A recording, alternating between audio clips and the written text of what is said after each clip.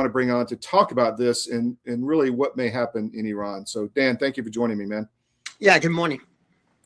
So you are a Naval Academy grad. You're a former SEAL, but there's white and blacks off, right? I mean, tell me about the mission of the SEALs first and how they originally started, please.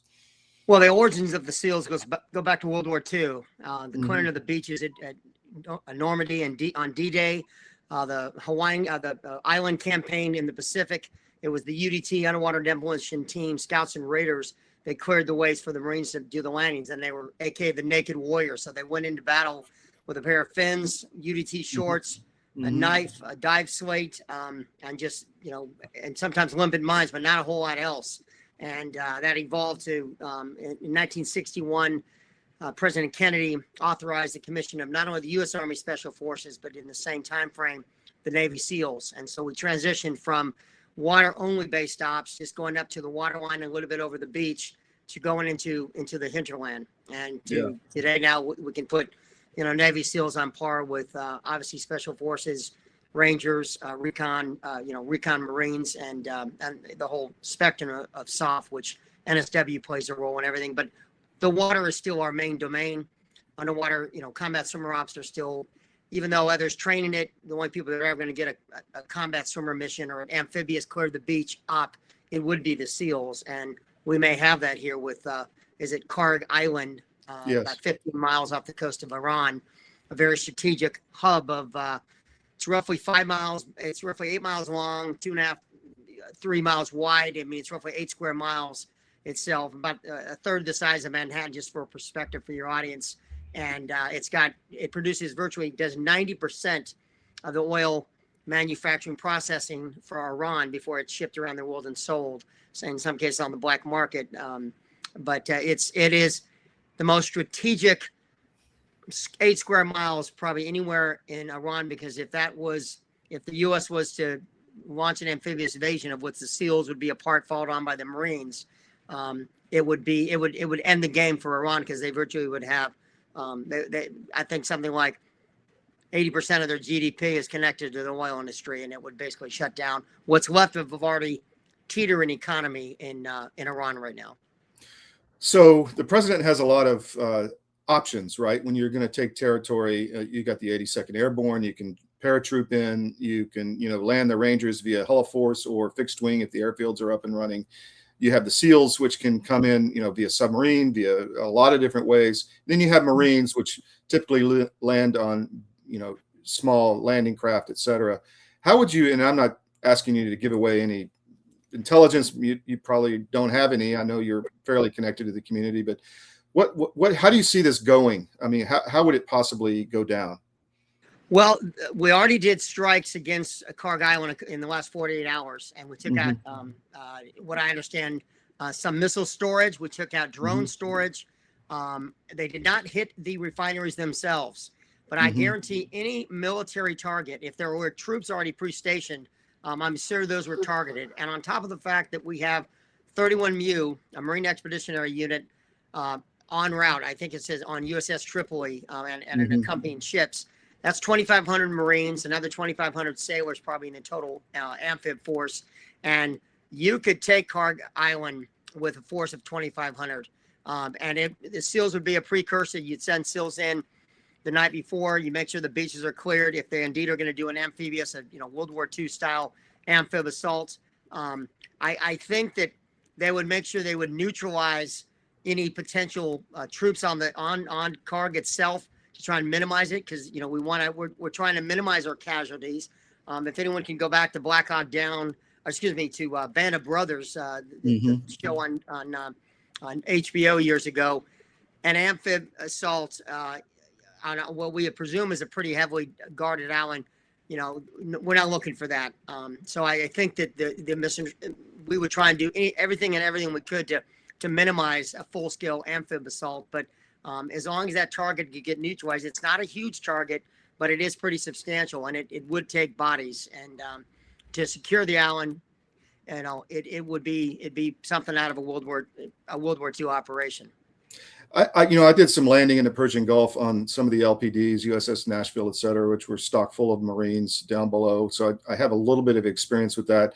But these guys have a lot of equipment to do a lot of different things. But what would be the threat? I mean, I'm being told that the small boat threat is primary at this point. You know, you can take out the big naval ships, but guys with missiles on a boat could be substantial. What say you? Well, well, right now we know that last time I heard 44 Iranian ships. What I understand is virtually the entire Navy force of their frigates on up, their smaller vessels up to their mothership. Their most important ship got sunk by a submarine last week, coming out of an Indian port. So there is no Navy left, but there are plenty of small fast boats that can do a lot of damage. In fact, not a decade ago, you had an American similar vessel, special boat unit sized vessel, doing patrols in the Gulf, and they were surrounded and virtually surrendered. And it was, I mean, I remember the images coming out showing U.S. sailors, absolutely horrible. And they did the same thing to the British. I want to say 08-09 time frame, exact same scenario. The British sailors were actually taken into Tehran, and it was another big black eye on the British, which had, the tradition of being the strongest navy in the world. The world sun never set on this British Empire, and the Brits have fallen. And we don't need to get into that topic about the lack of a British Navy today. I mean, I understand they haven't even laid keel on a ship in like 10 years. Their entire industry is shipping industry is even in worse shape than ours, which is speaking volumes. But so those small ships that are harassing, and we're talking like, think of what are those, like skiffs, like almost Boston whaler sized boats, can do a lot of damage. And I think the biggest threat would be the mine threat, not just to us trying to take over Kharg Island. Any mine that takes out a cargo ship, a tanker, would be catastrophic. There'd be a natural disaster. You would now stop flow of what was supposed to be 20% of the world's oil goes through Straits of Hormuz, and one down tanker could shut that indefinitely, and the environmental damage would be generational, because the entire fishing industry, and there's some people right now in Iran, the only food that I'm assuming fishing is in the Gulf area, that's how that feeds a lot of people, not just Iranians. So there's a lot of things to consider, and this won't be just an easy Marines walking across the beach and taking control of Kharg. That's the last thing that the Iranians have, and I think they would put up a pretty stiff fight. But by all intentions, by moving that 31st MEU, they're going there for two things: either to be there for a NEO, a non-evacuation operation for getting civilians out, or you're sending Marines in to go take territory. I mean, there's no other reason to have 2,500 leathernecks on standby. A warm welcome here at the National Press Club. Welcome to the journalists, welcome to the Embraer team, and welcome to the other guests that we have here. We're going to announce, and as some of you guessed it right when they came in, the first E2 order by an American operator. And that operator is Avello. We believe this is really a strategic shift to unlock profitability for the customer. I'm very pleased that we have Andrew Levy here as the CEO of Avello, and I'm very pleased to give the stage to share a little bit more about what Avello is going to do with the E2-195. Thank you very much. Couldn't be more excited to be here as part of this historic announcement. We have such a great cultural fit as companies, so we're very, very excited to be Embraer's newest customer. We launched our airline in April of 21, and our target is focusing on small secondary airports of large metro areas. We've carried over 8 million customers since we started on 63,000 flights. And we've done all these things with 1,200 of the greatest crew members I could ever imagine having, and many of them are here with me today. This is the right airplane for us. It's going to open up opportunities for us that no other aircraft can serve. The best thing about the airplane, of course, is you will not find a middle seat on this airplane. It doesn't exist. We won't have any to offer. It's going to be the best cabin in the United States, and we're so excited about that. This is going to elevate our experience to the highest level, and we think our customers are absolutely going to love the airplane.